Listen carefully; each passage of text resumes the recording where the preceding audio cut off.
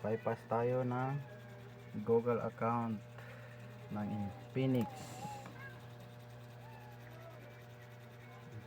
Smart 5.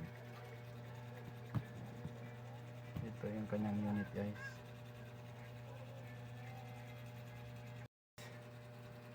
Ito, na-open na natin, guys. Ito ang ating i-bypass. Yan, alis natin yan, guys. Kung magkita ng manual na pag-aalis sa basic lang, pag mabilisan lang to, guys, na pag-aalis ng Google account sa ganitong unit. Infinix Smart 5.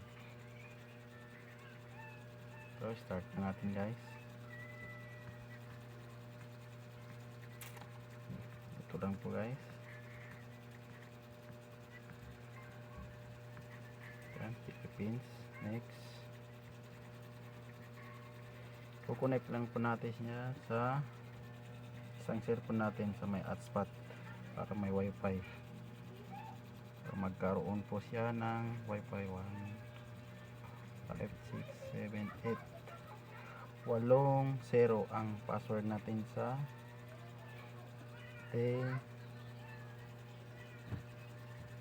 hotspot sa isang cellphone.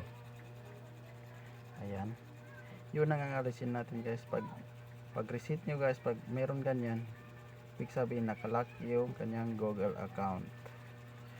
Pag di nyo yung alam, guys, yan ang mahirap, pero may solusyon din yan.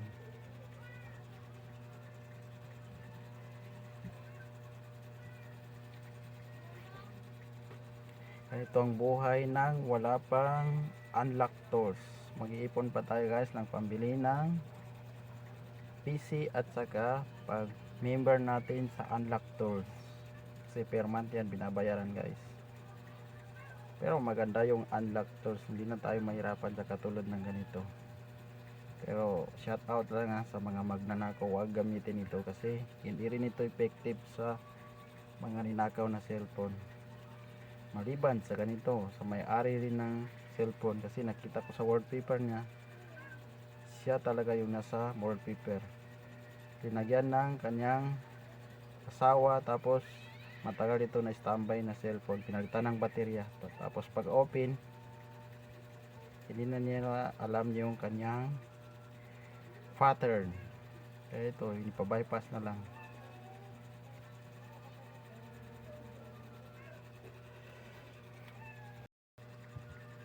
Tataas ang video natin ito, guys, pag ganito. Matagal kasi ito, guys, kasi mag-update pa yung kanyang system. Kaya minsan hindi ako mag-upload ng mga ganito, guys, kasi sobrang taas ng video. Ito na lang, guys, yung pag-upload pag ganito, at saka doon sa pagbabypass, i-double video na kasi sobrang taas na, guys. Ito, yan,